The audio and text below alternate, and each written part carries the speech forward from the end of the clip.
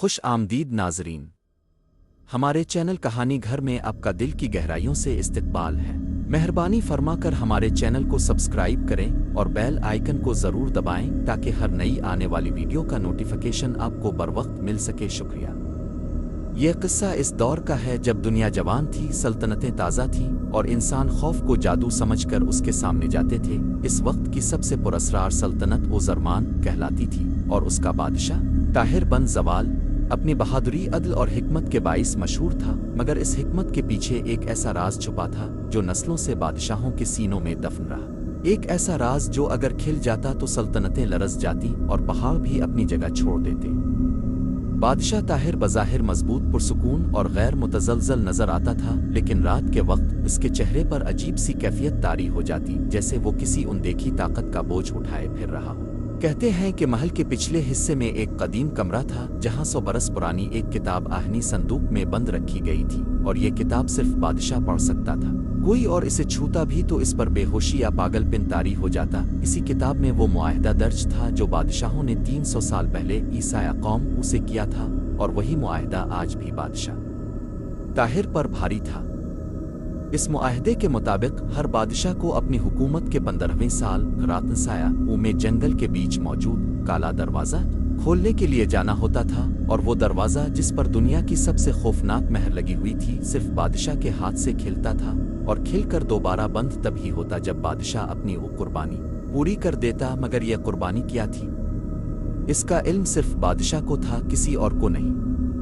मगर 15वें साल के करीब आते ही ताहिर परेशान रहने लगा, क्योंकि इसे मालूम था कि पिछले 3 बादशाह इस रात से वापस नहीं आए। हर बार दरबार को यही बताया जाता कि बादशाह तिब्बी मौत मर गया है, मगर असल में वो काले दरवाजे के पीछे कैद हो जाते, जिंदा रहते मगर इंसान नहीं रहते। ताहिर ने फैसला किया कि वो पहली बार इस राज को तोड़ेगा और दरवाजे के पीछे देखेगा कि आखिर वो कौम कौन थी जिससे इसके अजदाद ने मुआहदा किया था।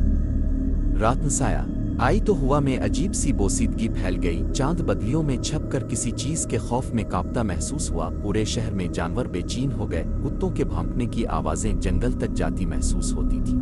ताहिर ने अपने मुहाफिजों को महल में छोड़ा और अकेला घोड़े पर सवार होकर जंगल की तरफ चल पड़ा। रास्ता इतना खामोश था कि घोड़े के कदमों की चाप जंगल के अंदर गूंजती रही। फिर अचानक ताहिर को वो जगह मिल गई जहां बड़े बड़े पत्थरों के दरमियान काला दरवाजा खड़ा था, इतना ऊंचा कि लगता था जैसे आसमान को चीर देगा। मगर इस दरवाजे के सामने जमीन में अजीब अजीब निशानात गड़े हुए थे, जैसे किसी ने नाखूनों से मिट्टी नोची हो।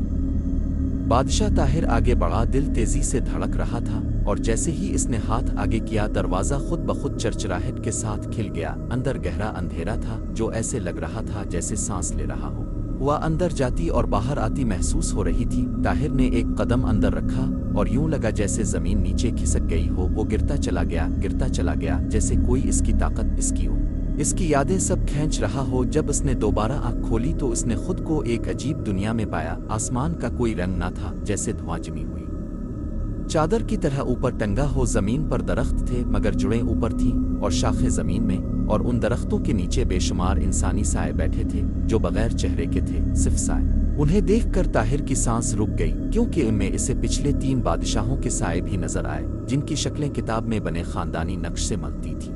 ताहिर पीछे हटा तो अचानक इसके सामने एक साया खड़ा हो गया जिसने धीमी मगर इंसानी आवाज में कहा, ये ज़वाल के घराने के बादशाह तुम भी आ गए? ताहिर ने पूछा, तुम कौन हो? साया बोला, हम वो लोग हैं जिन्हें तुम्हारे परदादा ने अपना इक़्तिदार बचाने के लिए इस दुनिया में बीच दिया था। उन्होंने साया कौम से ताकत तो हासिल कर ली, मगर बदले में अपने लोगों की रूहें हमें दे दें। तब से हम दरवाजे के पीछे कैद हैं। हर बादशाह के साथ एक नई रूह कैद होती है ताकि मुआहदा कायम रहे, मगर आज तुम पहली रूह नहीं लाए, तुम अकेले आए हो, इसलिए मुआहदा टूटने वाला है।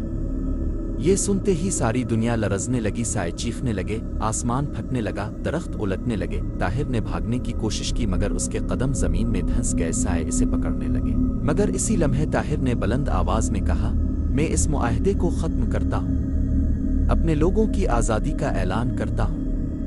ये अल्फाज इतने ताकतवर थे कि साया दुनिया की फिजा में गूंज उठे। अचानक कहीं दूर से सफ़ेद रोशनी फूटी और वो रोशनी साए के जिस्मों को काटने लगी। उनकी चीखें आसमान के पर्दे फाड़ने लगे, मगर ताहिर ने जितनी ताकत थी लगा कर रोशनी की तरफ दौड़ लगा दी। हर कदम पर उसका जिस्म उम्र रसीदा होता जा रहा था, जैसे इसकी जवानी, ताकत, वक्त सब छन रहा हो, लेकिन इसने दौड़ नहीं छोड़ी। वो रोशनी तक पहुंचा और जैसे ही इसने रोशनी को छुआ दुनिया रुक गई, हर चीज साकिन हो गई। फिर एक धमाके के साथ सारी साया दुनिया बखर गई। जब ताहिर ने दोबारा आँख खोली तो वो दोबारा जंगल में था, मगर उसके बाल सफेद थे, चेहरे पर झुर्रियां थीं, जैसे वो 20 साल एक पिल में जीने के बाद वापस लौटा हो। काला दरवाजा जमीन में टूटकर दफन हो चुका था। महल पहुंचे तो वजीर मुशीर सब हैरान रह गए। ताहिर ने कहा, आज जरमान आजाद हो गया, आज से कोई बादशाह किसी साया कौम का गुलाम नहीं रहेगा, मुआहदा खत्म हो चुका है। मगर इस रात महल की दीवारों पर अजीब सी सरगोशियां गूंजती रहें, जैसे कोई कह रहा हो, मुआहदे खत्म नहीं होते, बस बदले लेते हैं। और उसके बाद सल्तनत जरमान में अजीब वाकयात होने लगे। कभी रोशनी खुद बुझ जाती, कभी महल के दरवाजे खुद खुलते, कभी बादशाह के कमरे में कोई साया चलता नजर आता। मगर बादशाह ताहिर ने जिंदगी के बाकी अयाम इसी खौफ के साथ गुजारे कि शायद वो कौम कभी वापस आ जाए, क्योंकि दरवाजा तो टूट गया था। मगर